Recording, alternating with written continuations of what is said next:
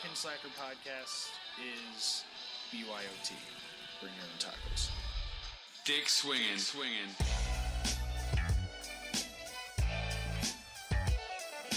You're listening to American Slacker Podcast. We can say fuck. With Matthew Gertz and Jesse Landers. That's a decent amount of sausage. This man needs a doctor. Yeah, I just hope they're tasty. What's up with these clowns, man? Oh my god, it's like a Walmart party or something. What the fuck is that? Let them smoke a little. Cut the lights and went through people's pockets. It's not a public thing. Come on now. I don't care. I've been smoking. This is cool. Don't you point that at each other. Talking shit. Damn. You need to step it up to that point. We're not gonna lead with the. We're not gonna lead with that. It's all very silent.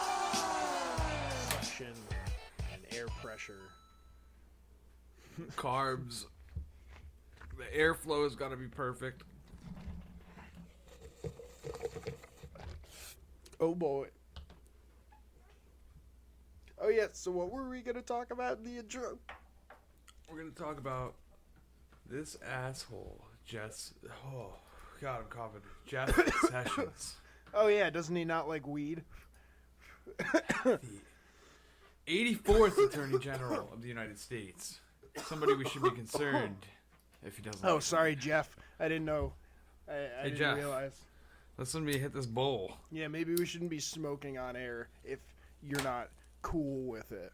If it's not up to your moral It's a marijuana standard. pipe. If that makes us bad people, quote unquote. Marijuana is only slightly less awful than heroin, according to Jeff Sessions.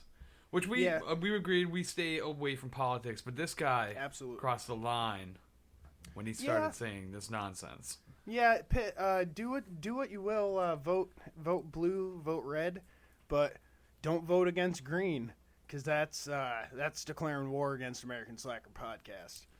Jeff Sessions, we're putting you on blast. He's on blast. He's a fucking complete moron with most of the statements he has to say in regards to marijuana use. It sounds like we're reading a Cold War fucking textbook. Now, yeah, exactly. Man, we were watching a video earlier where he was relating the small crime increase that's happened in Denver, Colorado, or was it in Colorado in general? Just it's a very small rate increase, and he's relating it to marijuana use. We looked into that, and there's a lot of people and publications saying that it's very difficult for anyone to link a raise in crime rates to marijuana use in Colorado. We also stumbled upon something I believe is from the Denver Press, where the police said there is a small increase in crime related to marijuana businesses, but it was about 1%. Yes. Yeah, which, I mean, what does that mean? Does that mean, robberies to the business, or, I mean, it could be something. It could be something as simple as not having the correct license if you're running a medical marijuana facility. So his idea. Okay. Well, then, so his idea that criminals are the ones who are using marijuana, and that for him to have the audacity to say that marijuana is a step off from heroin. It's you clearly don't know what you're talking about at that point. You've made it. You made it very apparent. I believe he said good people do not use marijuana, right? Isn't that a direct quote? That was another quote from him. Another direct quote that we have here. He says, "I'm astonished to hear people suggest that we can solve our heroin crisis by legalizing marijuana, so people can trade off one life-wrecking dependency for another that's only slightly less awful." So, I'm gonna wager that Jeff Sessions has never known anyone on heroin. And never had to deal with someone who's addicted to heroin. I'm going to assume Jeff Sessions in school was that kid that never got offered drugs because he was so annoying that nobody wanted to chill with him. That's probably a safe bet. Right? There's always those kids. He was that kid. If you if you're gonna outright say that heroin is anything like marijuana, then you're just proclaiming your ignorance. Delusional. Yeah. I don't mean to cut you off, but God, it annoys me to no end. The We benefits of marijuana, come on.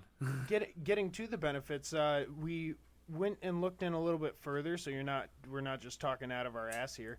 Drugpolicy.org, who advocates for marijuana to be removed from criminal justice system and regulated like alcohol and tobacco, which I would say close to that. Let's go similar to that, because I believe you still should be able to grow at home. It's like, Yeah. Without a doubt. I mean, come on. It's nature. but they You know? on their website they talk about reasons to legalize. They say it reduces harm. Criminalization of marijuana criminalization of marijuana use disproportionately harms young people, people of color, and sponsors massive levels of violence, corruption, and fails to curb youth access, which makes sense because the dispensary I go to isn't going to let someone in unless they have a card, and they're not going to let a kid in who's underage. It's just like bars, Yeah. Yeah, exactly. Yeah, it's regulated. There's no way for them to access it at all. And I mean, there's always like ways for kids to get alcohol, so there's going to be ways for kids to get weed, but like it's better off regulated than not. It also creates jobs. You can save money with law enforcement not having to go after people for marijuana, which usually that's all they're doing. There's no other crime being committed by these people. Some people that commit, it's one of those things where it's like if people commit crimes, they might have marijuana on them, but not all marijuana users commit crimes. Yes, yeah. And not to mention that industrial hemp is still illegal in the United States for mass production anyway. Which is kind of outrageous. Yeah, especially with all the textile products it can create. One more point to having legalized and regulated marijuana is it would promote consumer safety. When you go to the store and you get something off the shelf, it's been run by the FDA to make sure that it is up to a standard, so that it won't get you sick. It says what it actually has what it says it has in it. The same thing with marijuana. It's the difference between getting something grown organically or with like pesticides, which you wouldn't want necessarily for your vegetables on your plate, and people wouldn't want necessarily for their weed that they're putting in the bowl. Yeah. So yeah, we got a little bit heated over Jeff Sessions here. Fucking Jeff Sessions, man. Not a friend of American Slacker Podcast. So we're gonna be ending today's episode saying "fuck Jeff Sessions" along with our normal "that's it." There you go. Fuck you. Yes, he gets a special throw out there. Fucking We'll Jeff keep Sessions. we'll keep that going. I think maybe until I'm he. gonna hit my bowl again for Jeff Sessions. I'm not even There gonna lie. you go. And while you do that, I'm going to say welcome to American Slacker Podcast. I'm Jesse. This is a little reversal right now. Matt usually introduces himself first. And I'm the partner in crime. My name is Matthew. And as always, we're here to bring you the content that you love. Thank you for tuning in.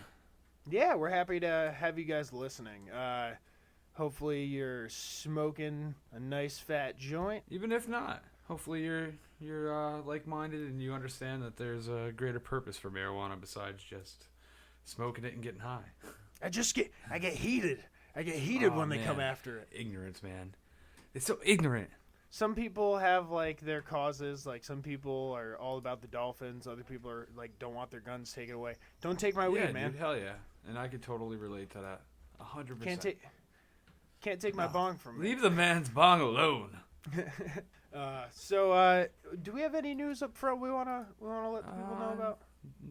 Nothing I can think of. I feel like there's something we should be telling them about. I'm freezing. Well, I mean, one thing you might have seen by the time this episode's out, we were starting to do giveaways on Instagram every so often. We could talk. Yeah. Yeah, make sure you're following us over there. We're American Slacker Podcast at Instagram. Surprise giveaways. You never know what we're going to find to just give you guys. To entice you to like us a little better. You will get a heads up on the giveaways on our Yes. Facebook if you go over there and Definitely. like our page. Check out the Facebook. Always going to be the heads up on that first. Hell yeah. So, let's give the people what they want. We're going to get into news. Now, St. Patrick's Day. I'm hoping everyone had fun, stayed safe, didn't end up arrested like half the stories in our last episode. Oh my God. It's the holiday that probably gets the most arrests. Yeah, It's between that and Halloween, I'd imagine. Christmas might be bad. Really? You think Christmas would be everyone bad? fights during I hope the everybody's holidays. home. Ah, you're right. You're right. They need to bring out the worst in us. It's all that meat, and you don't want Oh. someone bothering you when you're napping. Then what about Thanksgiving? Is Thanksgiving Same. like a brutal like throwdown? Like Yep. It's the fucking- yams with the marshmallows on top that does it. I've never seen more domestics than the Thanksgiving of 13. So yeah, we're talking about St. Patrick's Day, like we said. Hope everyone had a good one. In Vancouver, they were having a bit of a hard time on social media this St. Patrick's Day. Why is that? They put out a promotion showing off some of their pub fare, a little bit of food on a plate with a pint of Guinness, traditional Okay. drink when it comes to Hell yeah. American St. Patrick's Day. So Dan Olson, the owner of the Railroad Cafe in Vancouver, woke up on Tuesday morning to find his phone inundated with angry messages from the good people of Ireland. This tiny cafe in Vancouver, Canada, has enraged this island in the United Kingdom. What could it possibly You don't want be? to do that. You don't want to get a bunch of Irish pissed at you. You don't want to do that. That's something I fucking have nightmares So of. Conor McGregor's A not crowd in of the Irish area, people. right? Dude, a crowd of Conor McGregor's coming at you. The Irish are hard people. Now, if you're able to see the photo, and you're a beer lover, you might be able to tell right off the bat what the Irish people are upset with. This Guinness Okay. has been poured up to the top with the foam trickled down the side. There is no head to this beer whatsoever. Oh, it's just a fizzy mess. So they were getting tweets like, at Guinness, please do not supply any more Guinness to at Railroad Cafe just for this alone. Oh, man. Cutting off the supply line. You've insulted them to the highest level. And they said, another tweet said, Railroad Cafe, Ireland is watching. Is this how pints are in Canada? I'm very happy this wasn't an American pub or bar, This is like, they lit this dude up over this beer that was poured wrong. Well, you don't fuck with the alcohol, man. There's few things they find comfort in, and alcohol is one of them. Someone also We're tweeted, talking potato farmers, man. at Gavin O'Connor tweeted at him, that pint looks like it had 16 pints on St. Patrick's Day and struggled to keep them down. So Railroad Cafe tried to make good, and they uploaded another picture, the same exact thing, except with a properly poured Guinness. And they said, thanks for all the friendly comments, everyone. That's putting it interesting. Real friendly. We're not all a bunch of... At least they fixed their error. They learned how to pour beer properly. Yeah, but they also... oh, man, this actually was pretty funny. Someone must have called them this. They go, thanks for the comments, everyone. We're not all a bunch of maple syrup drinking snow farmers. And to make up for the blasphemous pour fuck. depicted in the photo, we've poured another pint that hopefully is worthy of Ireland. In true Canadian fashion, we'd like to apologize. So we're inviting anyone of age maple loving. with an Irish... Dude, that's fucking epic. maple-loving snow farmer. Or maple-drinking snow farmers. Dude. Oh, I thought it was maple loving. Damn. Maple syrup drinking snow Maple farmers. I thought that was pretty funny. Ah, But yeah, that's kind of a tongue and then fall. they said Damn. anyone who is of age with a valid Irish passport can join them on St. Patrick's Day for a perfectly poured Guinness and a shot of Jameson. So it's like, beer on us. We fucked up. Oh, you just got to travel across the Well, if ocean. anyone was there who was Irish and they had a valid passport, just happened to so- be visiting. yeah, They get to reap the benefits of ignorance. maybe there were some Just like Jeff Sessions, you cocksucker. fuck Jeff Sessions. That's Fuck Jeff we should get a Sessions. counter on our fuck Jeff Sessions. Yeah. There's going to be a common undertone throughout this episode. You will notice it. Yep. It's gonna be. Apologies in advance. If you like him for any reason, write us at americanslacker@gmail.com and tell us why the fuck we should like this guy if he's coming after Yeah. something. Let that us he know knows why you nothing disagree. about. Yeah, give us a legitimate excuse Yeah. for why he's not an asshole. Yeah, and we won't talk to you like we're talking about him. So in our next story, you would think he was a lightweight. Apparently, turns out he was not drinking. So to give you the backstory, what we have here is we've got a throw-up incident. Getting the puke on. Daryl Hamilton Jr. is the victim of the scene, and the scene is of the worst timing ever. he decided to take his girlfriend, Rihanna Lopez, of 2 years, on a romantic airplane ride. Okay. Now, he chose an area, it's a plane ride going over the Blossom Trail, an area near Fresno, California.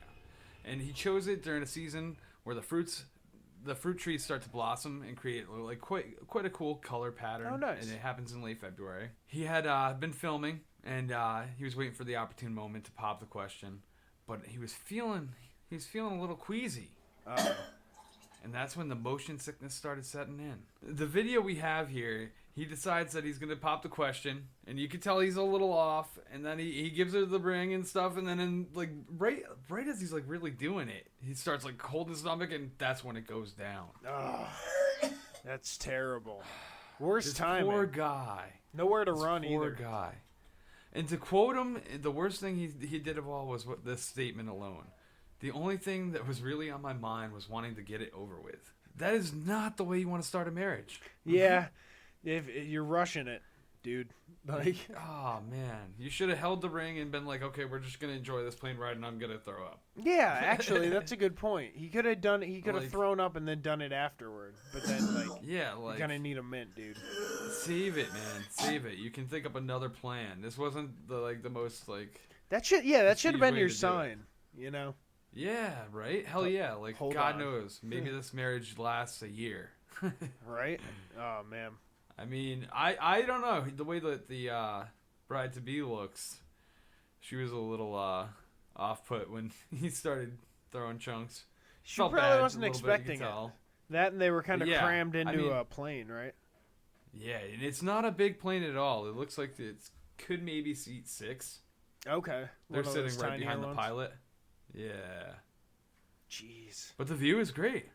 I can see the view out the windows, and it looks like a beautiful grid of different farmlands. And It was Lovely. probably a combination of nerves and like the I don't know if he was afraid of heights or like had gets queasy on those sort of situations, like on a boat or a plane or Oh. in the car.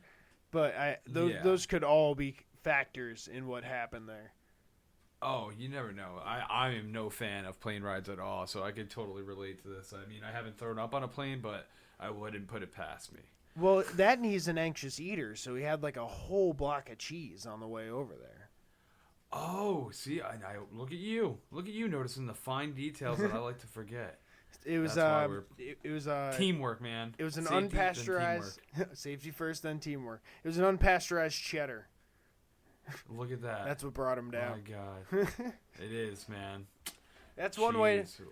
That's one Let's way cut to the story receive off. a I don't ring. want to down talk cheese, man. No, Fuck no. Jeff Sessions. Let's keep it at that. Fuck Jeff Sessions. Fuck you. So, our next story, we've both had like piercings besides like ear piercings. Yes, sir.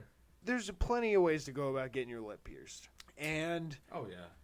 this you can is do it at home. You could go to the studio, get it done nice. well, hell, you might can know do, somebody. you can get it done on the ski mountain now. Really? Oh, that's convenient. You go take the trip to go ski, get your little like vacation away for the weekend. That's Yeah. nice. Yeah, and just ski right into a tree with your face. Oh God, that's not so nice. And it's free.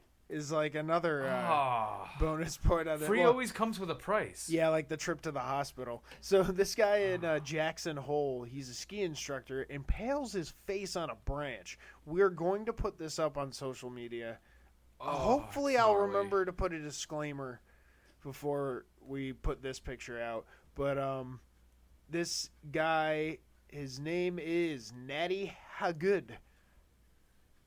Natty Hagood. Natty Hagood. He is a ski No instructor good. for Jack. No Yeah, good. No good.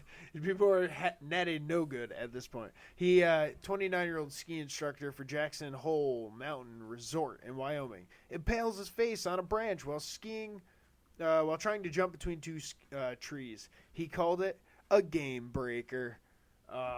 He had game. It got broke. Man, In his face. that's not the way. Took a Oh, branch. God. Yeah, that's impaled by a branch, man, and through the lip. Ooh, It goes that in tree was one fishing side for you. and then comes out the other, so it's like two spots. He went to the hospital. Oh, you got the they double. said you it got was snake bites. yeah. He got Nice. the old snake bites, but he said Oh. he was in good spirits when he got there. Had a piece of a tree hanging out of his face. Soon he And went on to join a punk rock band. called Lumber murder. Killing the trees. We are the trees. So they're very deep. Yeah, he was in good spirits. They got the branch out of his face, sewed him up. Natty Hood good. Doing very good. I want to know how the tree's doing. Is the tree okay? Oh, tree's good. It got three Okay, more. It got 3 more skiers that day. Actually, it's doing good. Really. Nice, good. Okay, all right. I'm glad to hear that it's keeping up with the quota. I'm glad this guy can drink liquids again, because like you got two holes in You your got face. holes like that. everywhere. He's Yeah. got to tape them up every time he decides he really wants to have a drink. It'd be like one of those plug cartoon 'em. thing guys that cowboys that get shot and then drinks the water. Oh no! Glad he's Moving all along right. here. We're glad he's all right. Into our next story of brutality. In the Upper East Side, a security guard was assaulted at the Metropolitan Museum of Art. The reasoning behind the security guard getting assaulted is quite funny. Apparently, the suspect went up to the security guard and decided that the painting that he was observing was hanging crooked on the wall.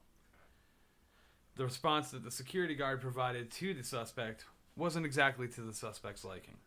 Clearly. So, said suspect decides to clobber, quote, the security guard time. with the bottle. Smashes a bottle over the security guard's head due to this painting hanging crooked. Or maybe the security guard said something that just caught him off guard and he just couldn't deal with it. Now, that's really suspect- annoying though. The painting Well, I being mean- crooked, you know. but the security guard didn't hang the painting. It's not on him. It's I on can see whoever's it. running the archive. I could or see maybe how the it would exhibit for bother him. The week. It depends on what it is. You know that security guard knew the person who could fix that painting. He just didn't feel like doing it. You feel like he could have done something, but he didn't. He ignored that man. I'm not saying it deserves Like, a bottle to that. He was like, "Hey man, that painting's like off crooked. You're doing the artist like a disservice." And the security guard's like, "Fuck off, man, man." just enjoy the art." He's like, "Fuck off, Get man. outta I here." don't fix paintings." And you just happen to be holding a glass Dasani or some shit, or what's that one? Or Voss, you got those yeah, nice Voss. glass ones. There you go. The big Voss, cylindrical yeah. ones. Yeah, I fucking mean, big glass ones. That's why they shouldn't allow glass bottles in museums.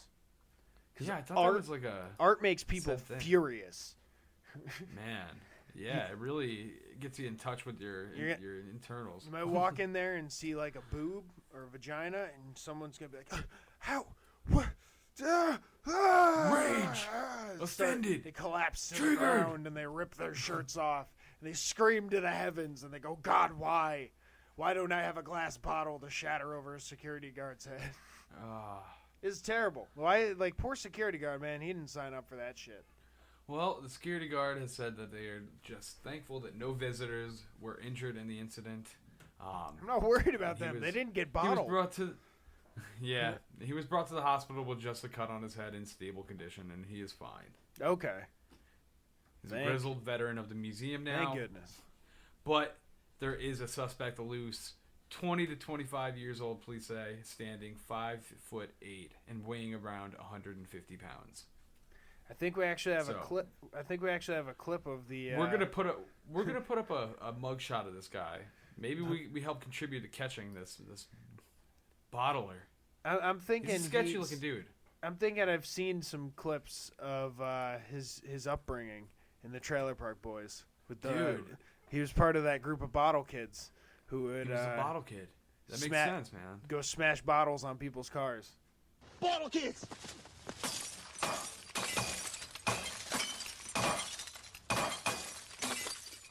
He kind of looks like a gnome of sorts. He's got a really long beard. He's wearing like a beanie. He's looking at the security cam dead on, so it looks like he went in there with the intent to do some dirt. Oh man, he knew little eyes. he looks sketchy as hell. He does look really that sketchy. beard's a Beard. bit much. Oh, it's a. That's probably where that non-maintained bottle beard came of- from. He just had it stashed in there, and God knows what else he's fucking hiding in there. You just hollowed it out. Concealed away. You just hollow out the beard and then stash it in there like a little wine Stashing case. things from the backside. He just reaches up under the backside of the beard and just Flick pulls his it face out. forward, it falls out. Fucking how'd he pull a cannon out of there? What the fuck? That's terrible. They got no more glass bottles in the museum. Yeah, no more glass bottles. Let's keep an eye out for this. And get a fucking Security level. guards. Literally, if you have an iPhone, you have a level on your phone. I hope the artist was like informed if they're alive. Yeah, Ugh. what if the painting was straight the whole time?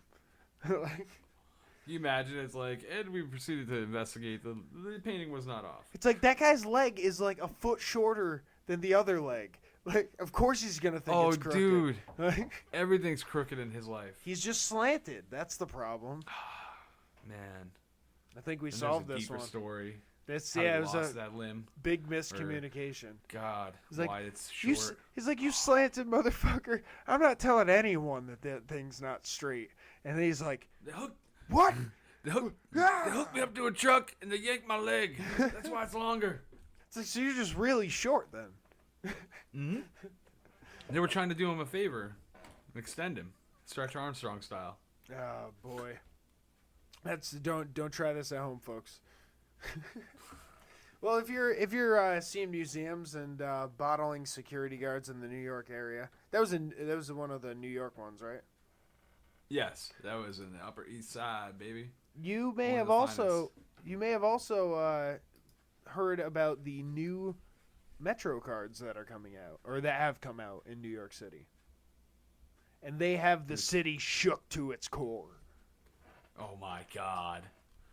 Who would Because have thought it would have been Metro cards? it's dead squirrels that the mayor's been shooting. They're just taking pictures of them and putting them on the card's front. Oh, It's terrible. Squirrel Massacre. It's just a picture of him with a shotgun. It's de 2017. Blasio smiling with dead squirrels. No, I'm kidding. And he's That just is holding not- one up by the legs, like the little teeny little cute legs. He's just He like hates 'em. smiling. He hates them. That's where he takes out his aggression. No. So de Blasio's not shooting squirrels. They're not putting dead squirrels on the Metro cards. What they are doing is, if you've heard of the brand name Supreme, they are a clothing company.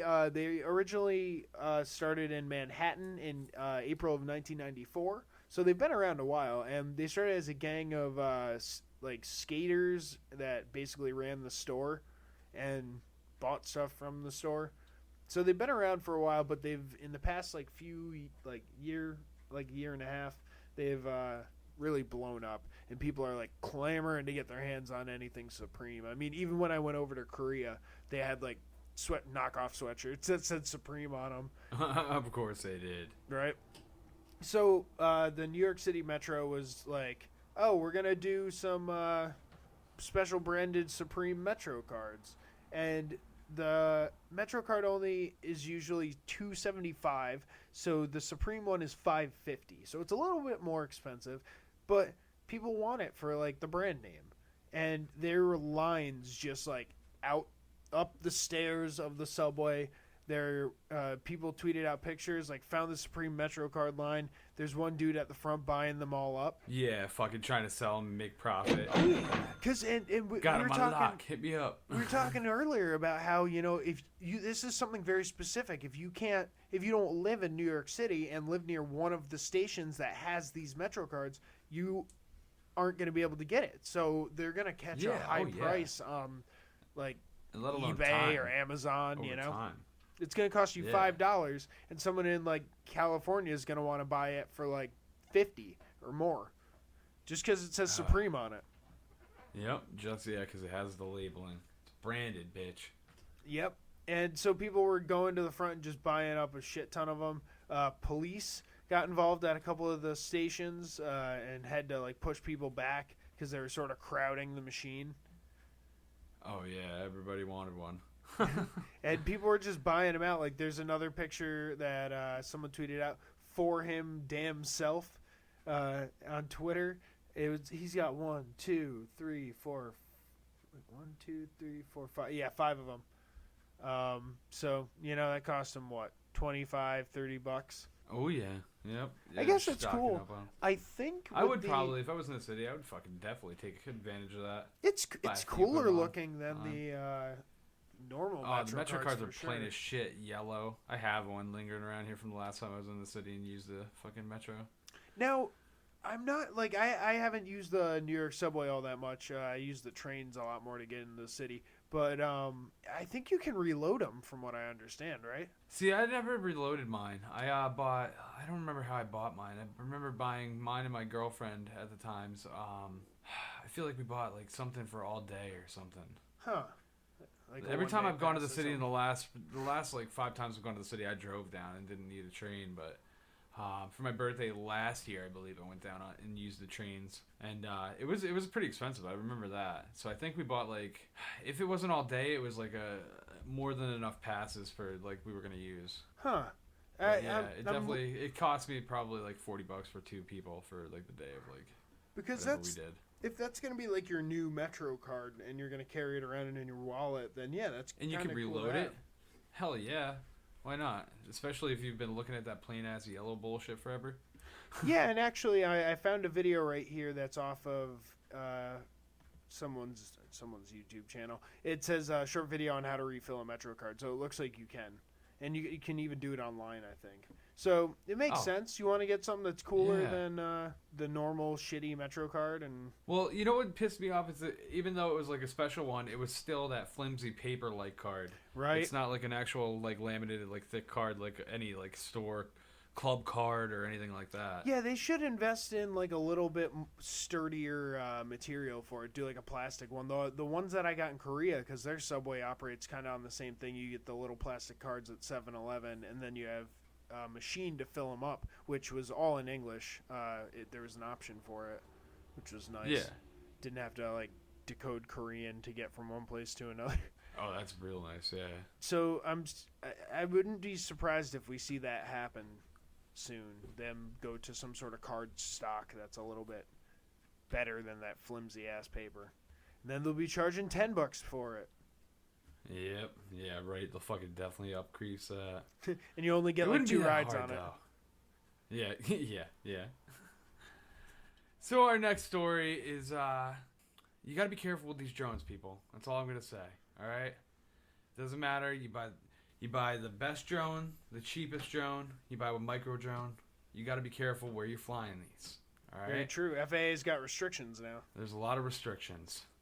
Well, in our next story, we don't know the exact location, and we don't know exactly a lot of the circumstances because it's a military incident. Sir, But that's we do know a confidential. U.S. ally used a $3 million Patriot missile to shoot down a fucking $300 Amazon drone. Ooh-wee. Well, you might be saying, hey, that doesn't equate. $3 million for a toy drone. But, you know, I mean, you got the job done. But this was a super Now- drone. Oh, yeah. Well, you never know. The strike was made by U.S. ally General David Perkins, told a military symposium. And we have an actual video clip that we'd like to play because this guy is quite the character. Yeah. When we started first dealing with enemy unmanned aerial systems, the gut instinct was, well, that's an air defense problem. That's an air defense problem because they're in the air. And in fact, we have a very close ally of ours that was dealing with a adversary that was using the small quadcopter UASs, and they shot it down with a Patriot missile. Now, that worked. They got it. It did. That Okay, worked. you want Patriot missiles? Yeah, right. Oh, that's just $3 million down the drain. Like, we missed him. We're a little left, sir. Item. The problem is, that on the kinetic exchange ratio, the Patriot won. Okay. Hell yeah. That quadcopter that cost $200 from Amazon.com Done. did not stand a chance against the Patriot. So on the kinetic exchange ratio, they won. On the economic exchange ratio, I'm not sure that's a good economic exchange ratio. In fact, if I'm the enemy, I'm thinking, hey, I'm just going to get on eBay and buy as many of these $300 quadcopters as I can and expend all the Patriot missiles out there. So what we've done is look at it and say, no, this is a commander's problem. This is not an air defense problem. This is a commander's problem. We defined it from the very beginning. So, As you can see, well, first off, I mean, so many things about that. I'd hope that it took care of it. The average drone that you can buy maybe has a top speed of 50 miles per hour, while a Patriot missile travels 5 times the speed of sound. The poor little drone never stood a chance. And then he's just telling the allies the enemy to fucking come at his allies with fucking a shit ton of these cheap Amazon drones. Now, I thought about that because we were talking earlier, and you had mentioned that. But what do you think their budget is? Like the enemy for drones? Yeah, I know we got them beat, but I how mean- many Patriot missiles do we have to send before they run out of money to buy How many drones? Patriot? God, this is the U.S. government. They probably got them stacked all over. Yeah. God. I mean, it's probably like there's got to be another type of. We were saying maybe do like sniper fire Is practice. it crazy of me to think that they could send off like maybe 100 without an issue? Like, and then maybe somebody would be like, all right, well, what are we doing here? These All right, drones are it's becoming like- an issue. It's like a bee's No. nest over there, and you're That's- using a can of Raid on every bee. Yeah. Oh God. Yeah. Can you imagine? Like every single one gets a full can. It's like, I think he's dead. I need to make sure.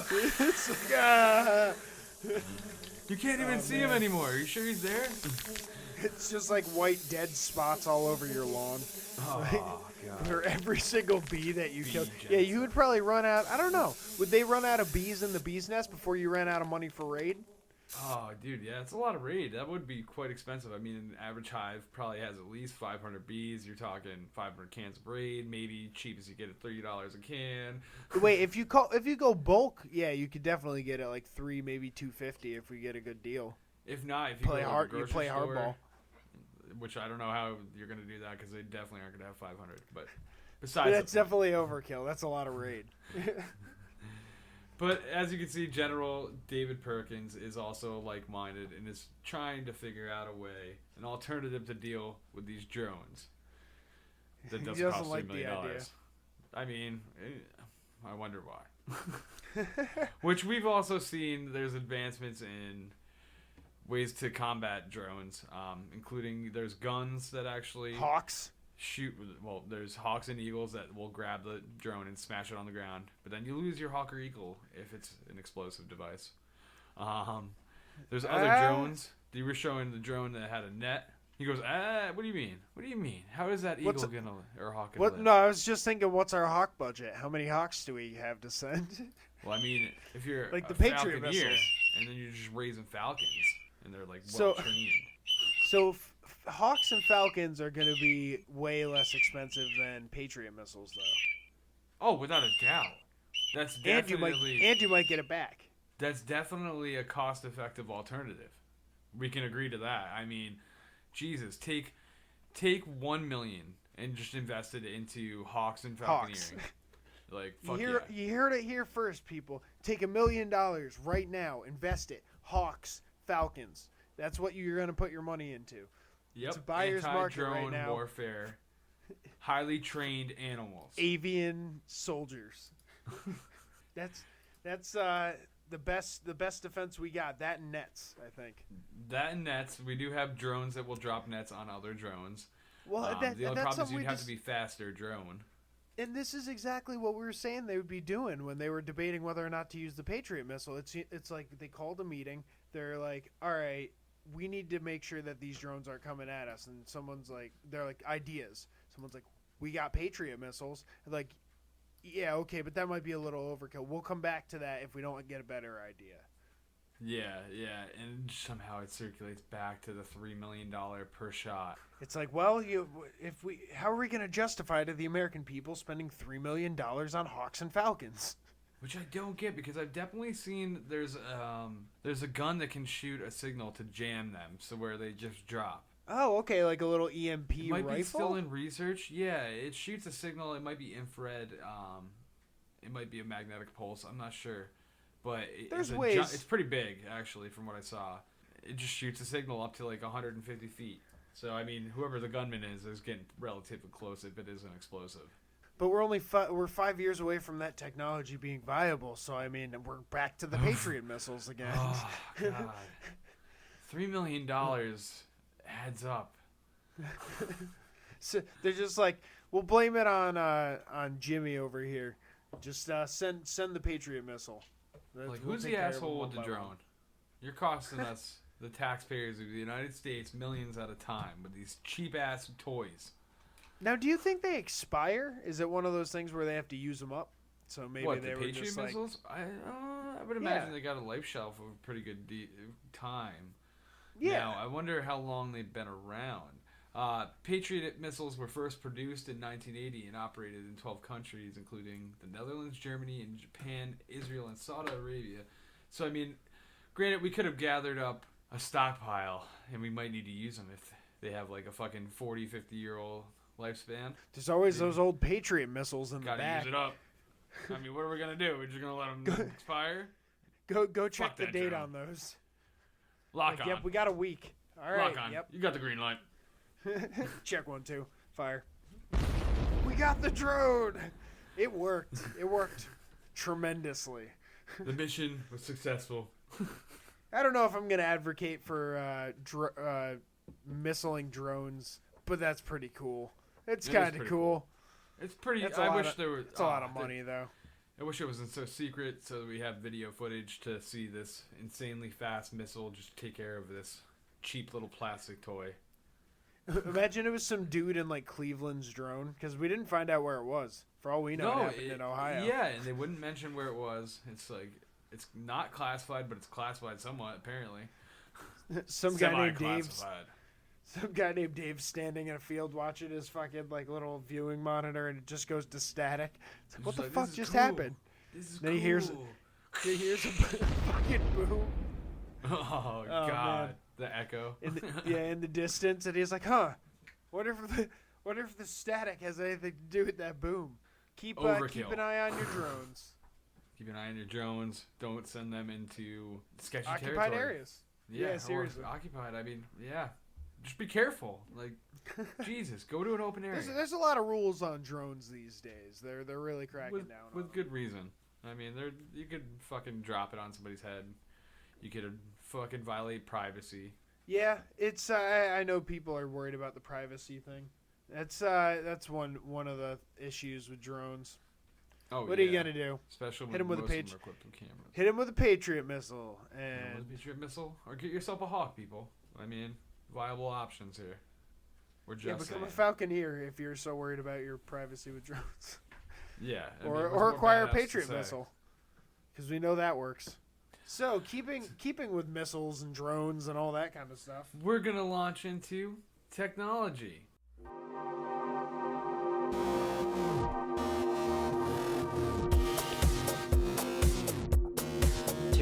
Technology.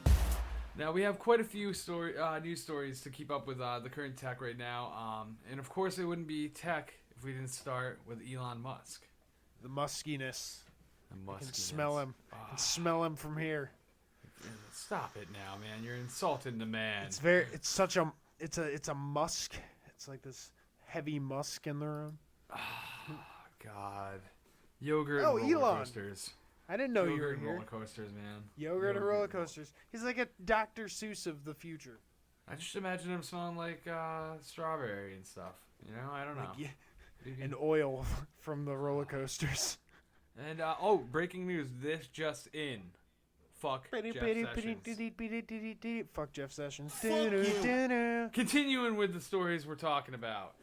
SpaceX is in news recently. On the 15th of March, they had a successful launch, launching EchoStar 23 into orbit, which was it was carrying a satellite that will basically provide broadcast TV services for Brazil. Which, Cool. I mean, that's cool as hell. Bring them the television. They can finally watch the Olympics. How the fuck else have they been passing their time? I mean, come on now. They're like, I've heard a lot about 30 Rock. Oh, Baldwin, you will get. So this is great news for SpaceX, seeing as in September they had a launch blow up right on the pad. Elon Musk is Hit with a quite Patriot happy, missile. Quite happy. Success in his launches, always great to see. Now, the next launch that you will see is this is a gamble. They're going to reuse one of the recovered thrusters from another Falcon 9, which this was a Falcon 9 rocket that went up as well. Elon Musk treats fucking rocket parts like old fruit. It's Oh, like, yeah. no, that one's still good. Just It's still brush got, it off. it's got like- a little bruise there and there. Elon, there's a bruise on the side. It's just like no, you just gotta cut around that. Well, the point here is that, okay, in general, SpaceX's launches are generally cheaper. They're about $60 million, and I believe that the next competing would be around $100 million. Oh wow. Now, the idea of reusing is that it would essentially cut down the cost dramatically to under $2 million to relaunch these rockets if they recover the thrusters. So you can essentially get 10 for the price of one. Yes, which could help us out dramatically in developing in space rather. Also, I should mention that EchoStar launch had good luck on its side. It was the second launch that SpaceX has had from Launch Complex 39A, which is in Kennedy Airspace in Florida. Okay. Is where this all took place. But the I've pad been that they used, really? Yeah, when I was Really? younger, when I was in Florida, my You dad took lucky son of a bitch! You got to visit NASA's compound. It was well, they have like a little welcome center museum type thing. You can look okay. out and see where they launched off from and stuff. Okay. You might have even had a view of this pad. LC-39A, which was used for this launch, is a remember historic that one. pad because it's where Apollo 11 took off. And if you don't know what Oh, Apollo cool. 11 is, it's the space shuttle that took off in 1969 that brought us to the moon for the very first time. Well, people, at least. So, good luck was on their side in getting this satellite up, which is good for the investors. For SpaceX, after their mishap in September, there was a lot of worry with a private space firm. Right. But as long as this next launch goes well with the reusable rocket, we're talking a huge breakthrough in space travel. You'll see a lot more launches in the future, provided that they can narrow down all the eras, 1 in a billion, trillion, God knows like what the fuck it is, at launch, because that's when it always seems to have issues, is that first initial launch. And did we figure out earlier whether or not it's like NASA gives money to SpaceX for transport and whatnot? Oh, you know what? I didn't actually look into that. I got caught up in other shit. From what I understand, that's we haven't found any articles or anything, but what from my happens- understanding, I just did a cross-reference real quick. Yeah, NASA contracts SpaceX. so technically, even if you're like, oh, fuck Elon Musk, fuck Tesla, fuck all that, yeah. you still have an investment as a member of the United States because your tax money goes to NASA, and then NASA contracts SpaceX. So it's in all of our good fortune $1.6 billion contract. that it So, goes well. Good chunk of change. Good chunk of change. So don't go for your rooting tax. against SpaceX. Yeah, not at all. I hope nobody's rooting against any type of space travel. We're gonna need a break from this motherfucker eventually. Yeah, if anything, I hope that it allows us to get more control. Because I like Neil deGrasse Tyson's idea that, if we can up and leave from Earth, then we can also stay here and fix it. Yeah. Oh, without a doubt. Yeah, there's definitely potential. And protect, So I say we sort of get everything as best we can here and continue to see where space takes us. Oh yeah, we should definitely be trying to preserve our environment and improve regardless. But Doing both. I think we should be trying to take other planets over too, man. What? Yeah, as long there's definitely morality issues with one-way trips and generational trips. Yes. And stuff along those lines. This would be a great topic for an upcoming episode that we're planning with Alex Schlichting. Yes, he is our good reference for science in general. our chief science advisor. And we're hoping to have him on for another science episode in the near future. Yes, with some interesting topics. And if you have something crazy scientific that you're wondering, post it to us. Send it to our Gmail, something. We'll bring it up in the show. AmericanSoccerPodcast@gmail.com. Make sure you send them that way. The back on Earth though, we're sticking with what Elon Musk is up to Of course. with his Musky. Hyperloop vacuum sealed train system. The fucking Hyperloop. The future of travel, we hope. This is something that he's been working on for a while. It's capable traveling up to 700 miles per hour, and it could completely change the way we move around the globe. Saying that you could do a ride on this from in California from San Francisco to LA in a half hour, which normally takes 6 to 7 hours by car, depending on traffic. Yeah, can you imagine beating that? Inverse.com, where I like to get a lot of our tech news, did a poll of some of their readers, and they said 43% of Americans surveyed do not think that the Hyperloop technology will be available in their lifetime, which is kind of depressing. I'm probably on the other end of that. I'm on the 57% that thinks it will happen in our lifetime. Like, even if I'm an old man and I have to ride the Hyperloop. Yeah, it's definitely going to happen, especially with Musk as driven as he is to leave his stamp on this planet. Like, yeah. Right? Yeah, And Hyperloop also, will definitely happen somewhat. they polled people further and said, if the systems were in place today, would you ride it? And 37% said they would use it, and only 8% said they would outright refuse. Huh. I mean, I wonder why anyone would be. Are they just being stubborn? scared of it? I don't know. I would be afraid of it. I would wait until multiple testings had been done. You'd mentioned earthquakes, being afraid of it Now, throwing that was something my off. main concern with it, actually, is what if any type of settling happens on the track and shifts the tubing, and then the tubing, you're like in the Hyperloop. There's no stopping. There's no brake system, really. Fucking, Yeah, you that hit could. I'm hoping that they would have a lot of safety precautions put on that. Yeah, hopefully, right? Like a monitoring system. Right? I always like polls, so I found a lot of the data that they got from their readers interesting.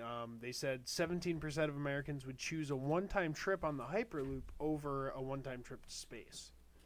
So people are all still space crazy. Of course, man. They'll never not be space crazy. I mean, it's interesting as hell. Like, there's more out there. What is there? You know? True. We're such We're a all small about piece going of up. it. But we also have the oceans here, which we don't seem to explore nearly as Yeah. much. And It's so unexplored. I forget where I had heard it, but there is a quote that was something along the lines of, "It's funny that our planet is called Earth when it's very clearly ocean." Ha. Yeah, true, right? Just Maturity. because of how much it covers, you know? Yeah, oh yeah. Yeah, which is wild, yeah. Yeah, it's wild that the mass is fun. SpaceX has held a pod competition to see which is the best vehicle to use in the tunnels for the Hyperloop One, which will be the world's first full-scale Hyperloop test track in the Nevada desert. So if you got to go from northern Nevada desert to southern Nevada desert, we got you there in like 2 minutes. Like, if you need to go from nowhere to nowhere fast, hop on the Hyperloop One. Oh my god. You know what? He might be thinking ahead on this, and he might be thinking, all right, if I build in the Nevada desert, it's desolate, it's barren. I can show people it works. I can then get people. He'll build a Hyperloop track where it's like station at Vegas, station at Lake Tahoe, station at San Francisco, station at Los Angeles, and then back to Vegas or San Diego. You know, hit all the major cities that he can, maybe even up to like Portland and Seattle. Ooh. He's the new what is it? Was it Rockefeller? Who was it? Rockefeller, I think, was oil. I'm trying to think of who is the railroad person. Fucking Vanderbilt, right? Possibly. I don't know. Or Carnegie had the steel, so Oh. that was a big thing back then with laying down the steel tracks. So I'm thinking he's the new Carnegie, man. He's laying down the tracks, and he's gonna make this. Hopefully, we will be able to meet up in Kansas for our weekly podcast, and it will only take us each 30 minutes. Yeah, that would. Yeah, if we're doing this in 70 years. Maybe. We'll see. Maybe. If Maybe. if it's something that like maybe the president can get behind and they see the value in it, and it's like, oh, we can move people around, zip zap, zippity zap, we can like fucking make everything happen. People can get behind it just like they are with SpaceX and NASA. It's not a bad idea. And with medical advances, it's not crazy to think I might not make 150, 170. Fucking, well, hell, you want to talk about medical advances? If he can get this thing moving fast enough, maybe we can hit the galactic speed limit, the speed of light, and then from that point we can bend time and shrink it and push it towards the present, so that if you end up getting cancer or some sort of terminally ill disease, you just hop on one of these trains that's going to spin you around until we got the cure. And it's like, oh, all those people have leukemia. Slow that train down. We got the cure now. Pop them out. Boop, bop, beep. You lost, you might be on there for 5 years and then it's 10 years later. Theoretically, this all could work. You're thinking ahead, man. We're moving towards some really interesting things. Damn it, I want to get Al on here. Every time we talk about tech. You, man. Too much musk for you. What's going on here? Is that what I smell? Did he put a neural lace in your mind? Are you one with AI? They're going to shut me down if you keep talking that way. Well, keeping relative. In our next story here, we have an entrepreneur who has invested $100 million in plan to link brains to computers. Very similar to what you might think of the Neural Lace project, which infuses a fiber optic type of cable, basically threading into your brain itself, so it actually becomes one with you. Now, ow. Can I say ow? That feels like ow. Oh, yeah. Now, there's multiple ways that this is actually done, which he's transferred his way from making a memory add-on. Like he initially came out investing this $100 million behind a company called Kernel. His name is Brian Johnson. He threw a couple terabytes on his brain. Yeah, he just wanted to throw a couple extra terabytes so that he had storage. No, he wanted to manipulate memory so that you had access to per se a database of knowledge. That's the idea when he initially invested behind Kernel. Sounds like he's trying to cheat on Jeopardy. Yeah, right? Exactly. Just store I'm going to go through the database and every question they've ever asked, I'm going to find the answer to, find every relevant topic, store it on the hard drive. Store it up on there. The last 100 episodes. Winner. Plug it in. But no, now he wants to put in a sensor that actually manipulates the brain and sends pulses to it. And one of the ways is similar to neural lace, where it has a threading that incorporates. Another way is a pin-like material, absorption, so you literally have pins that go into your brain, and they send back. How is that? Do they have to drill through your skull? That's the only way I could imagine. It would take surgery to do this. Of course, this is not happening anytime in the future. But they are starting to take into procedures with mice with these sensors of actually incorporating the implants to the brain. Are they making them dance? What are they doing to them? It doesn't say what routines they're doing. Because it's not like the mouse could be like, oh yes, now I know all of the wines that were produced from 1998 to 2017. They're reading a signal. So basically, they're reading signals sent to computers from the mice in the sensor, and the computer chip's actually delivering signals faster than a laptop can handle. Now, what the actual data is, I'm not sure. Cheese. They're yeah, right. Oh my god. It's just like, oh god, it's gonna blow up. It's just pulling up pictures of cheese. He's on a wheel. I can't close out the windows. There's so much cheese. So yeah, and I mean, the actual lab is ran by a professor at MIT, Edward Boyden, and he's analyzing new ways of new brain tissue methods of incorporating electronics. So it's pretty fascinating. I'm just imagining them at the fucking computer while they're reading the data coming in, and they're like, God damn, these mice are smart. See, I'm assuming they have to keep it fucking secret because, apparently in Silicon Valley, it's a huge thing right now, the whole, neuroscience, neurotechnology. A lot of millionaires are invested in it. So they're going to pay some George character to smuggle the mice out? Fucking pet them to death so that they can fucking collect the bodies and take the technology. Turn around, George. Turn around. We can't let him go. He might say something. I'll do it. Are you ready to see? Lenny was always a good guy. Are you ready to see your reward? You just have to turn around and then turn around again. Now turn around and close your eyes for just 2 seconds. It's stare at the dispensary, Lenny. Think about the nugs. Oh, God. Poor Lenny's getting caught up in Silicon Valley's mafia mice business. It's pretty terrible. So would you get a brain surgery going on just to get advanced intelligence and capability to send an email from your mind? No, we got some cool gadgets coming up that like I would probably want to get my hands on, but the neural lace plugging into my mind, like shoving a wire in my brain, Not your thing? not feeling it. This next little tech story that we have going on, though, this is something I might indulge in just to give it a try.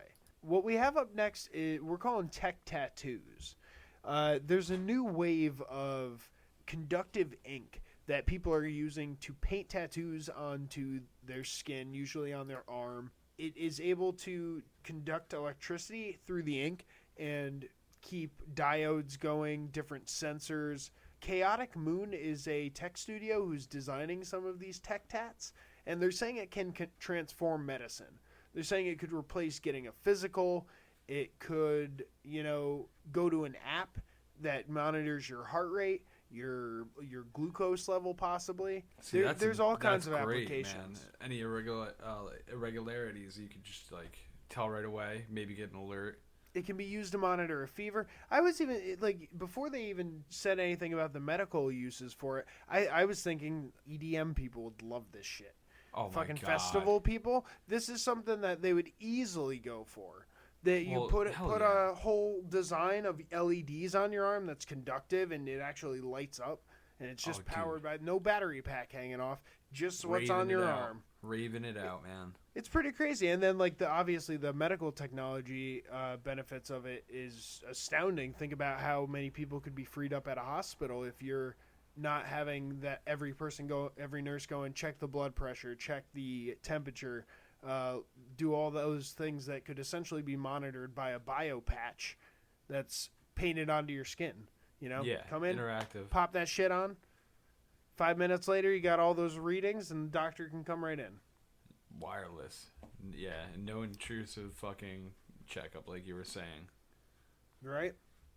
Man. It's I would definitely interesting. It's funny because they charge it up because they'll take 2 wires and touch it with 2 AA's to get it charged, and that'll keep it going for a little while. Man. See, that's so fucking cool. I couldn't even imagine. They call it electric paint, the ink that they use. Electric paint. I like that.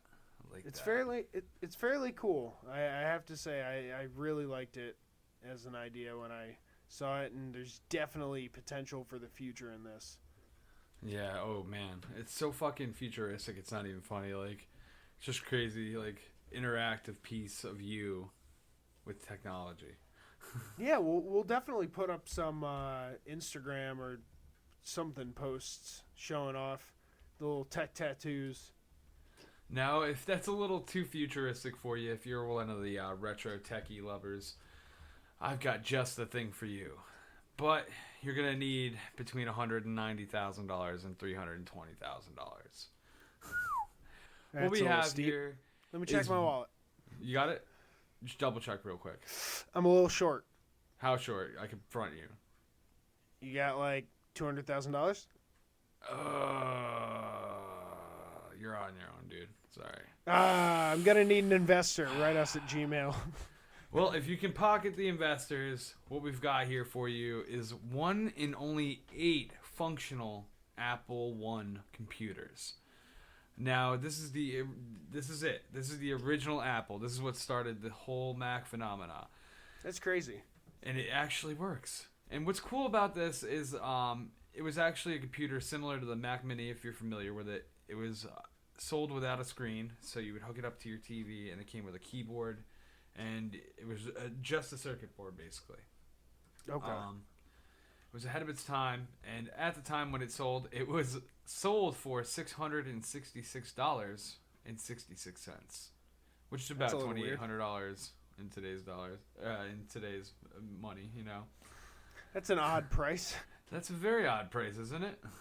Steve Jobs. Shout at the devil! And Steve Wozniak. What were you doing in that garage? Worshipped Lucifer in the den of their garage and built the computers from the blood of the chosen virgins. Oh, God. Oh. Why'd they make it that price?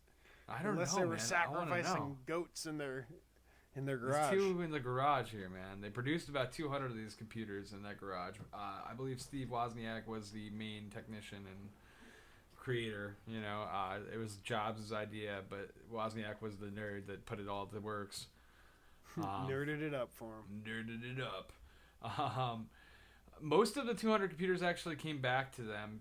They took and gave aggressive discounts on the Apple II when it came out for people who would trade in, and We'll give you 3 apples they ended up for the destroying price them. of 1.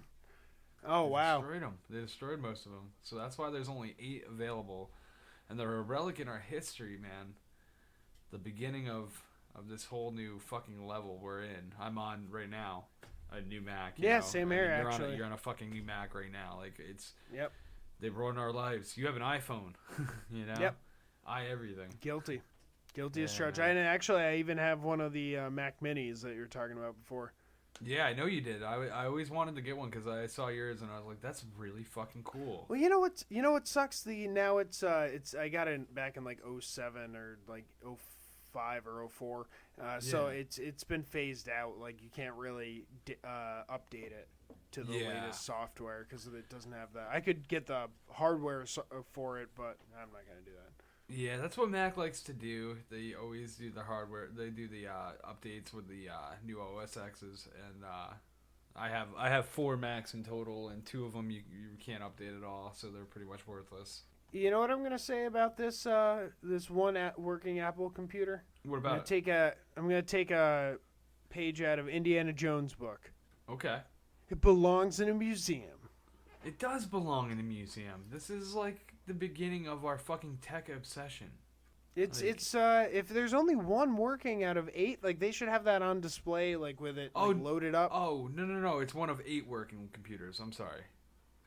Yeah, one of 8 working Apple computers. There's only 8 left though in the world, right? Yeah, 8 that work. Yeah, there might be like pieces of them in some museums. Like crappy ones that don't work anymore. If it still works, then we should get that shit in a museum.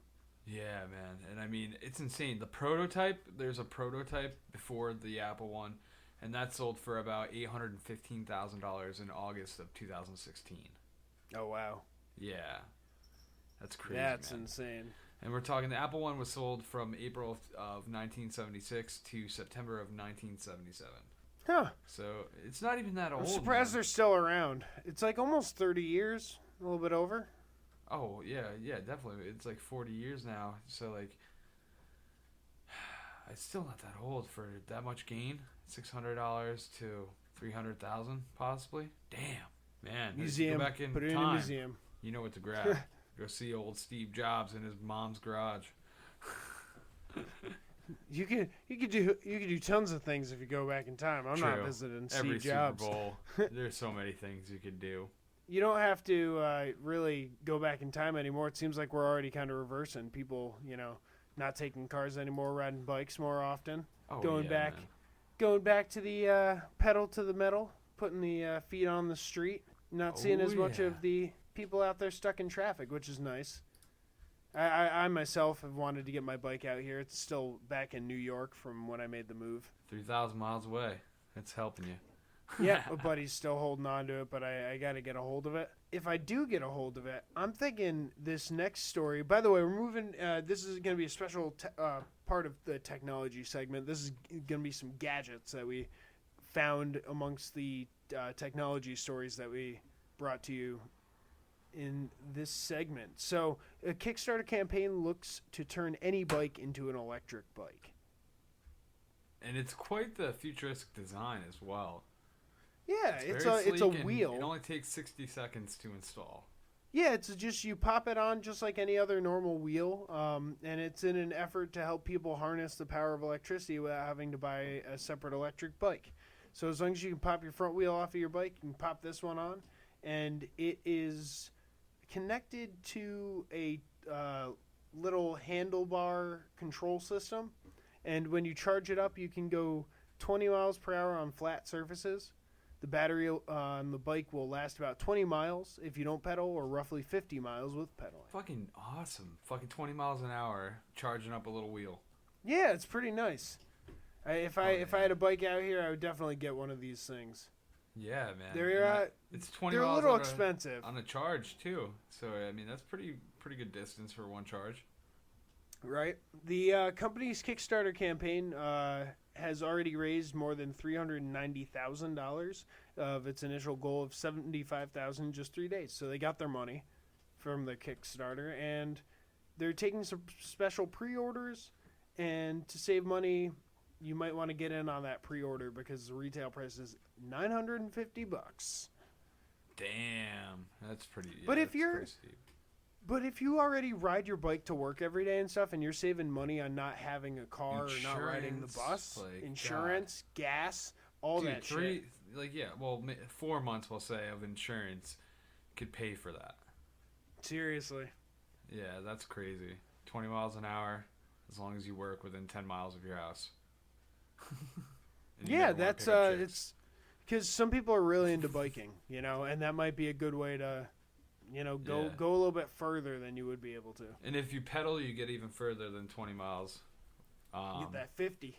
Yeah, you can get up to 50 miles with pedaling assistance. You got a chick on your pegs, and then you're going like 30 miles pedaling. Yeah, true. You better pedal your ass off. if Depends you how need much to she get- weighs, I get guess. Downtown. Oh, let's not go into there and insult the You- lady. You might get 10 miles out of it. Now, our next item that we're That featuring. back tire needs some air. Well, yeah. We should also mention this tire is foam, so it will not go flat on you. But your back tire, it could go flat. That might give out. That might pop. So consider that weight limit when stepping on the pegs.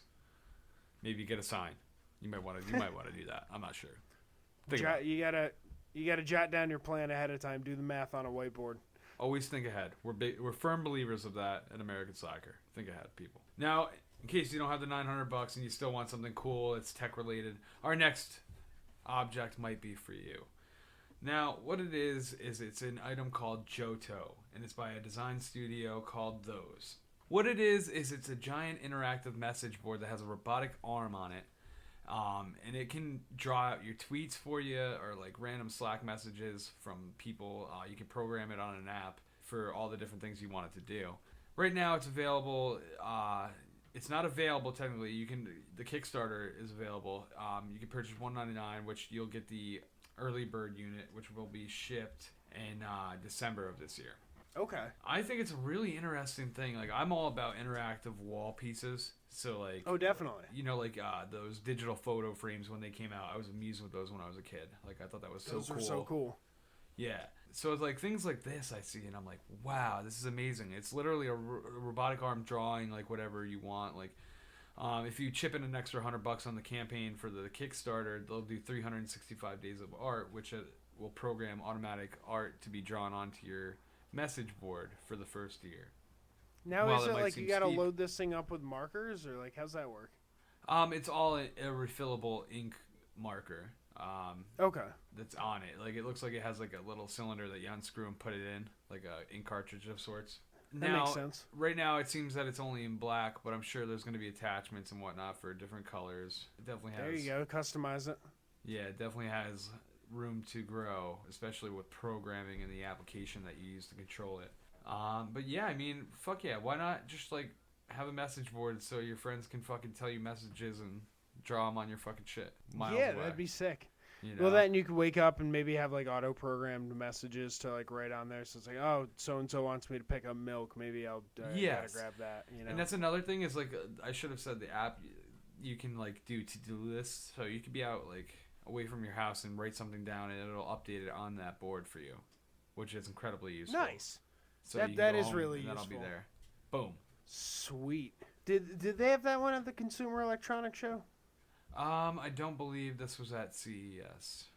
Okay, CES is, if people don't know, Consumer Electronics Show is like one of those big convention type things where people are allowed to go and see all the new cool technology. It happens usually in the beginning of the year. Yeah, I believe it's been going on 30 to 40 years. It's been going on like the 80s to 70s. It's fucking awesome. Hell yeah. The next little gadget that we have, again, another expensive one, but we'll get to that price tag later. Let's sell you Worked on there. it. Yeah. At there you go. CES in 2017, early this year, LG unveiled the OLED Signature W Wallpaper TV. It's a mouthful. The unbelievably thin, organic light-emitting diode television is only 2.5 millimeters wide and comes in a 77-inch. Thick, people.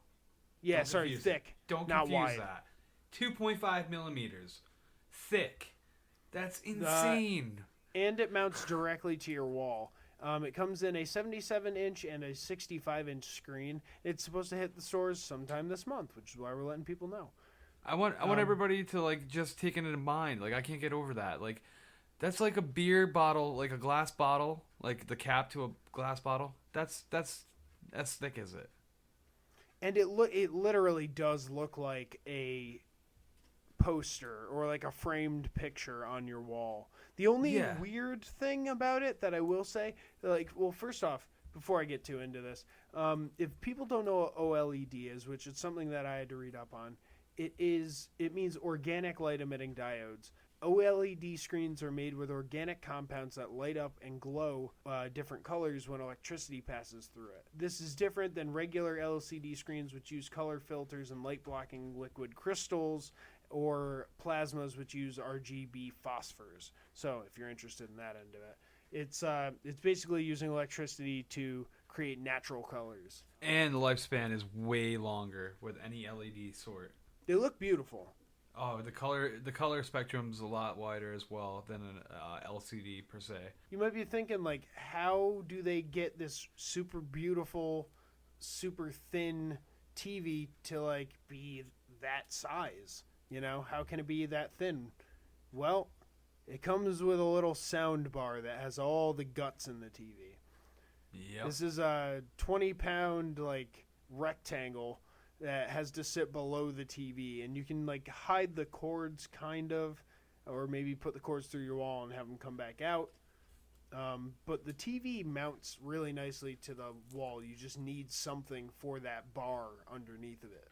Yeah, it doesn't seem like that much of a hassle for what you're getting. I mean, it's I just can't get over how thin and beautiful that is. Even the cable, the power cable and all that is a flat cable, it seems. That's no thicker than the TV. So, you could stash that away fairly easily. Now tell me how much it's going to cost to get me to having a wallpaper TV. The thinnest TV with the most beautiful display that is 4K. Now, they didn't have a price on Best Buy when we were looking earlier, but what we did find, I believe it was like, what, $8,000? Like $7,999,999? Yep, $799 across. Ugh. Yeah, so if you're wanting to get this, and that was for was that for the 65? Yeah, that was for the 65, which we also found out. What was the next one? Was it 75 or like 77? 77. They have two. They have the 65 and the 77. 65 doesn't cut it for you. We don't have a price on that 75, but we can assure you it's going to set you back a couple G's more. Oh yeah, for sure.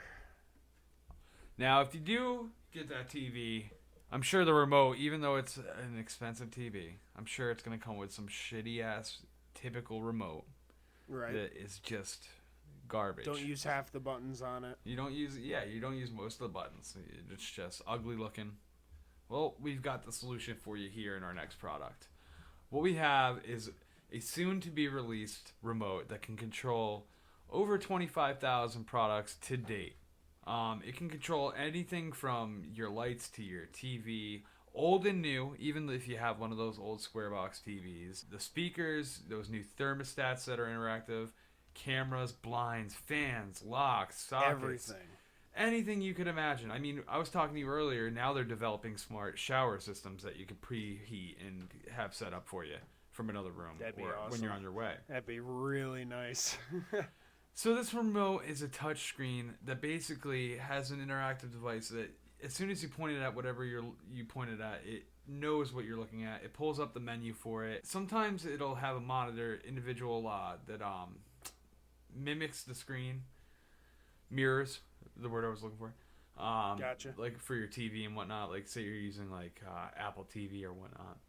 Right. And it's so sleek and small and beautiful. I love this remote. I honestly might have to get this remote. Especially with the advancements and everything becoming smart interactive in your house. This smart remote is by 7 Hugs. If you wanted to check it out, 7hugs.com. You can pre-order today at $229. But it's an investment that will come back and pay you off in comfort. Yeah, it's nice to have everything in one place, for sure. Yeah.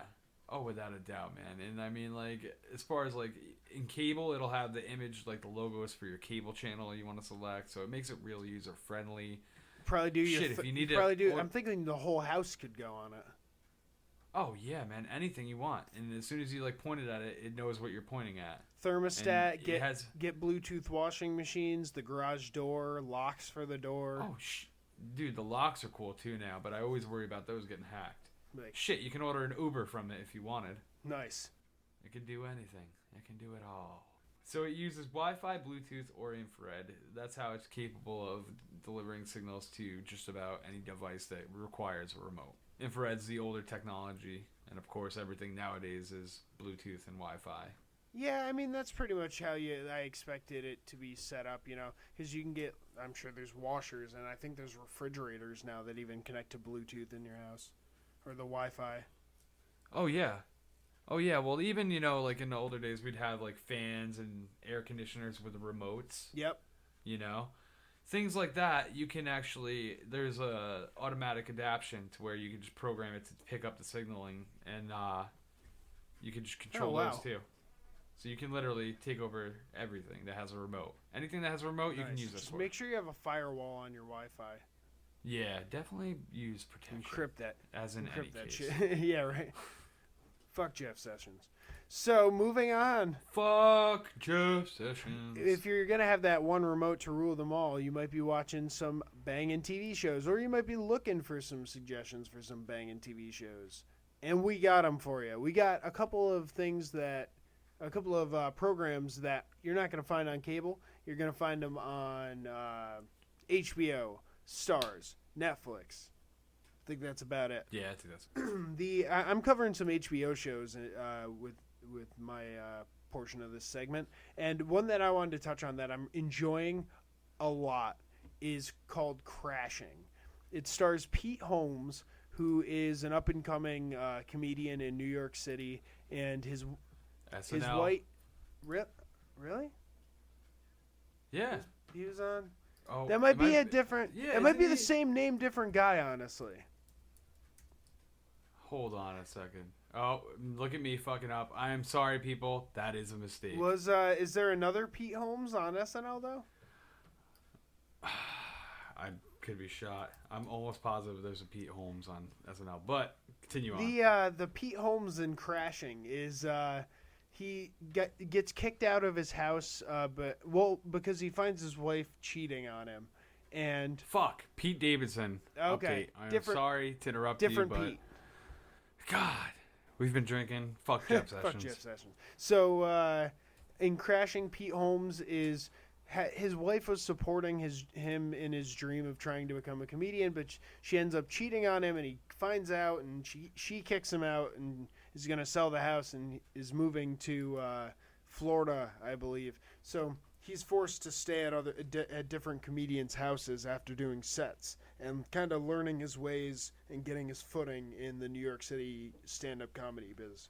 It's really funny. It's got a lot of good cameos. Oh, okay. A lot of other comedians popping up in the the first episode has R.D. Lang in it. Second episode has T.J. Miller. Oh, that's awesome. Damn. One that's podcast that I know that me and Matt are both fans of, Last Podcast on the Left, Henry Zabrowski was on Crashing. Hail a motherfucker. Hail Henry Zabrowski. So there's a lot of really funny people popping in and out of this show. It's still continuing now. I think there's only 4 or 5 episodes out total. I definitely have to It's check one this worth out. catching for sure. Catch Crashing, Pete Holmes. I didn't know what to think of Pete Holmes. I've seen him in some other shows before. I wasn't quite sure what to think of him, but he's really funny in this show. I enjoy it.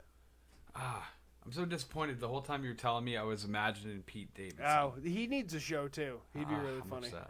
I'm upset. I really like him. He's one of my favorite up-and-comers on SNL.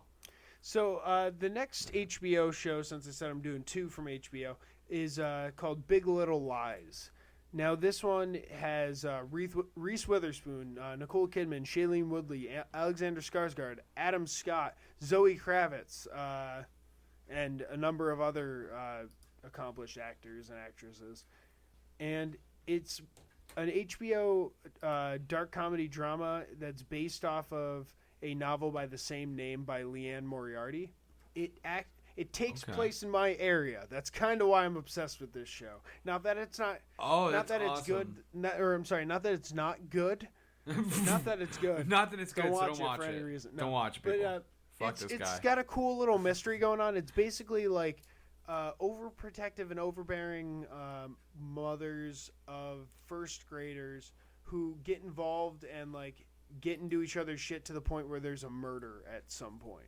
So it's a bit of a mystery. It kind of cuts back and forth to like interviews of people talking to detectives and police. I love the fact that it has a shot of Bixby Creek Bridge, which is like one of the most iconic places in Big Sur down here. I remember when they were up here shooting with Reese Witherspoon and Nicole Kidman. They did a few of the shots around here, and I believe they did the rest in L.A. It's a good mystery. Okay. See, that's awesome. I love when places are filmed. And a nice little touch that I appreciated is they got a lot of stuff right when it came to Monterey. And one of them I noticed was like the flags for the news stations on the microphones in one of the scenes were the actual news stations around here, like the ABC, the NBC, the CBS, the Fox station. It was all the actual ones. So they went to that length to actually get that stuff right. Detail. I saw the book the other day at the store, and I picked it up, and I was flipping through trying to find out if it said anything about Monterey, but I didn't see anything off the bat the first couple chapters. It's worth watching, though. It's if you like kind of mysteries and drama, HBO always does really good. Yeah, HBO is always like before Netflix there was HBO in production like that. I've always loved HBO series. There's going to be 7 episodes. It's a mini series, so it's not like there's going to be seasons or anything. They're already about 3 or 4 out, I believe, at this point. So make sure you check that out. Big Little Lies on I have HBO. a few that I wanted to recommend as well. Finally, I get to talk about Black Sails. Aye, matey, you've been waiting. I've been waiting. I've been obsessed. I've been talking your ear off about it because I've been obsessed. Black Sails is a Starz production. It's been out since, 2013, I believe. They're on 4 seasons now. They're on the final season. It's actually on air right now. I'm in the midst of it. I think we're on like episode 8. Check it out on Sundays if you don't know what it is. Check out one episode randomly. You'll love it. Now, what Black Sails is, obviously, if you don't get it from the title, it's a tale about pirates, and it's in the golden age of pirates. So it's technically, I guess, a prequel to Robert Louis Stevenson's novel Treasure Island. Oh. Which I don't understand because I thought that Captain Flint in Treasure Island was a parrot, but I might be wrong. Maybe it's named after him? Now, but anyway, it follows Captain Flint, who has the reputation of being the most brilliant and feared of all the pirates. Also, you come across Blackbeard in the series, and there's a politician's daughter running NASA, the community that pirates would commonly resort to in the Caribbean. And it's got a Game of Thrones element to it. Everybody's trying to get the reins of control for NASA, and man, it's fucking brutal. Kill-offs. The cast is amazing.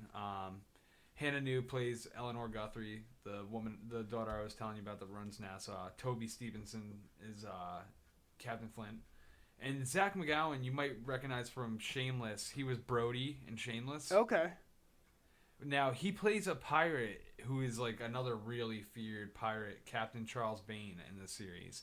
Which it took me a second to get into because I was like, that's fucking Brody. Huh.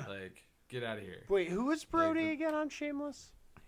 He was the boyfriend that was hooking up with the daughter and the mom. Fuck, I forget what so much happens in that show. Oh my god. So yeah, fucking Lips. Oh, Girlfriend, I know who you're the talking blonde about. girlfriend. Yep, I know who you're talking I about. can't remember her name. Fuck. Yeah, I know who you're talking about though. The guy. Brody that was the looking at- lingerer. He was stupid. He was lingering around the house, slept with the daughter, then the mother. Yeah, he was like kind of Hanging around. airheaded. Airheaded as fuck. He is not airheaded in this. He's actually a brilliant actor in this. Oh, wow. And, it made me actually like him. And he like really pulled off the feared pirate that was intelligent at the same point. Nice. And his ending on the show is amazing. Honestly, it's a great story arc.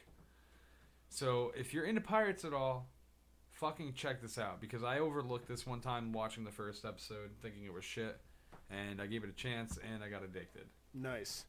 Yeah, you've been talking about it a lot. Oh yeah. And there's 4 seasons. There's plenty to binge watch. And that one's on Starz. Starz. Yeah, that's a Starz production. Get it on the internet, like everybody else. Come on. And the other thing that I wanted to talk about is an American comedy series called Love.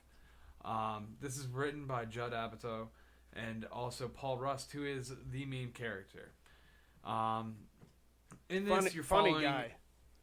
Yeah, very funny, very funny. Both guys. I love Paul. I love Apatow's productions. Yep. All of them. Yep.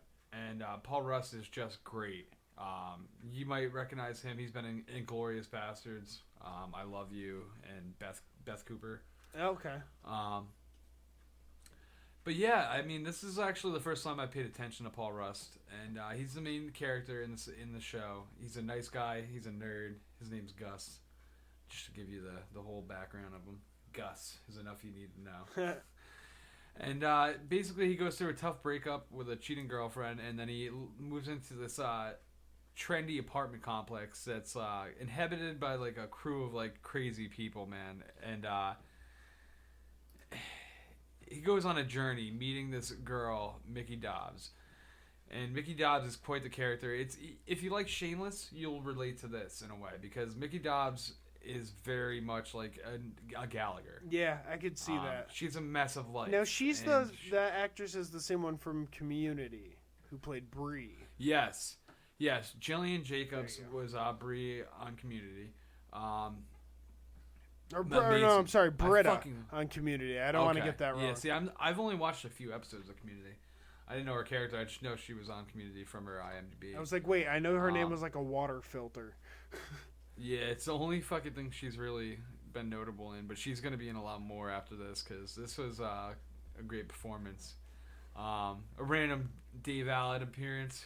He was in Freaks and Geeks as the counselor, and he's in this. He was like one of the random like neighbors that Paul Rust meets up with and jams out. Like they have jam sessions and they write movie songs. I'm sure like that songs for movies, was tied to Apatow with the Freaks and Geeks thing. Yes, without a doubt. So I feel like he incorporates Dave Allen in a lot of his different projects. I could see that. Dave Allen's just one of those characters. But yeah, so I mean, it's just a battle of like relationships and adult life, and Gus is a tutor on set for a famous production of a show called Wichita, and he's tutoring a young girl, so he's dealing with that amongst his relationship status, amongst trying to build a career. He writes screenplays and random odd things in the end too. So it's quite a journey, this whole show, which is relatable. It's just adult life. Right. I loved it. And they're on season 2. So check it out. You got 2 seasons to binge watch of this. And it's definitely worth it. Yeah. Definitely worth it to check out. I watched a decent amount of season 1. I haven't gotten to season 2 yet. Netflix is always putting out tons of shit. Thank God. I love it. Right? They're always producing good quality stuff. Like we always say, they're like the bad parent. They're always more fun over at Netflix. They don't want you to do anything. Well, now, one more thing we wanted to throw in. It's not something that either me or Matt have watched, because it's actually not out yet today as of us recording. It will be out as of release date. So, and we are intrigued. Yeah, Iron Fist is coming out on Netflix. Now, Iron Fist is an old Marvel comic character, and he basically knows martial arts. His ability to call the power of the Iron Fist, so he can make his fist, like, I guess, indestructible. Indestructible. Watch the trailer. It comes out on St. Patrick's Day. It premiered on the 15th in New York City, and they're releasing all the episodes like Netflix does on the 17th. Hell yes. So you'll be able. Don't make us wait. By the time this is out, it'll already have been out for a couple of days. Maybe you'll be ahead of us and you'll already have seen it. But I think it's worth paying attention to because Iron Fist, along with Luke Cage. Great show. God, I fucking love Luke Cage. Jessica Jones, which I loved that. I watched it twice. I gotta give that a chance. And Daredevil. Along with Daredevil. Yeah, that's another one I gotta give a chance. All 4 of those Netflix characters are going to come together into one show called The Defenders. And that's supposed to be out this year.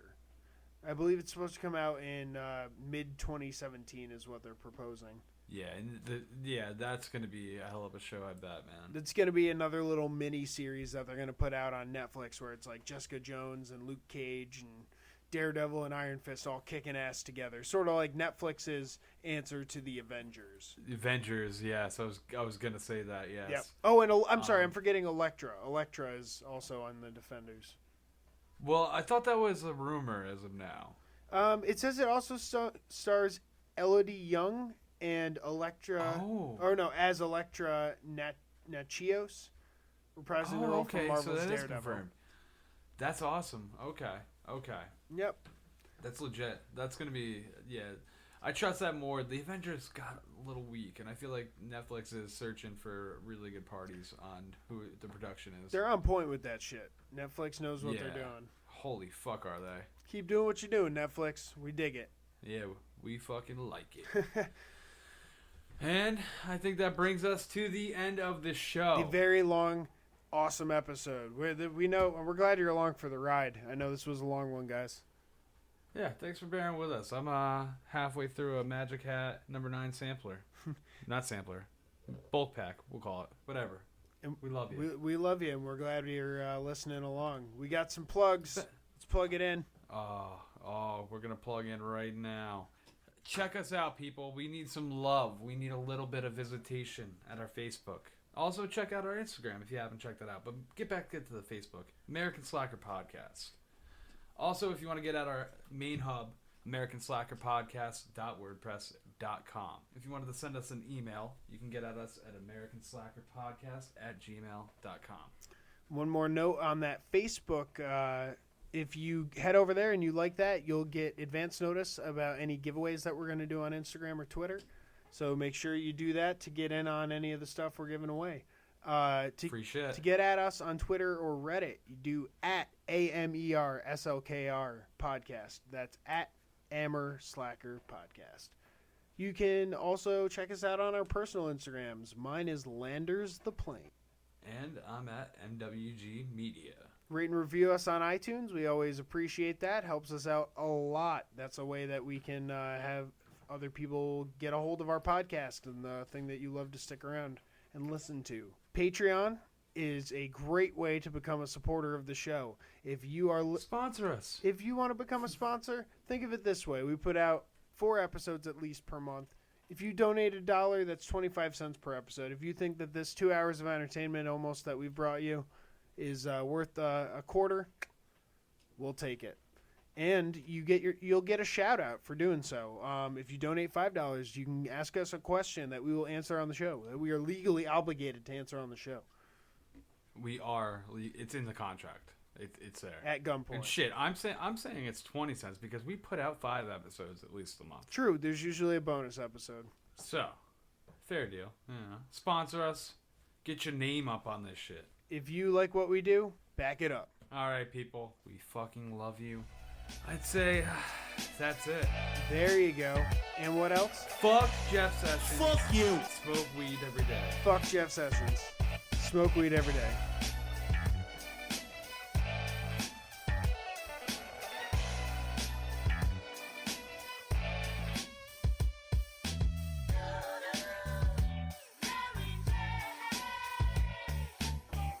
Man, it's you who is good. You know what else is good? Smoking dope. I ain't gonna rat you out, you know. Puffing the Chiba, go by the seesaw, smoke a J. You know what I'm talking about? Smoking dope. Puffing the Chiba,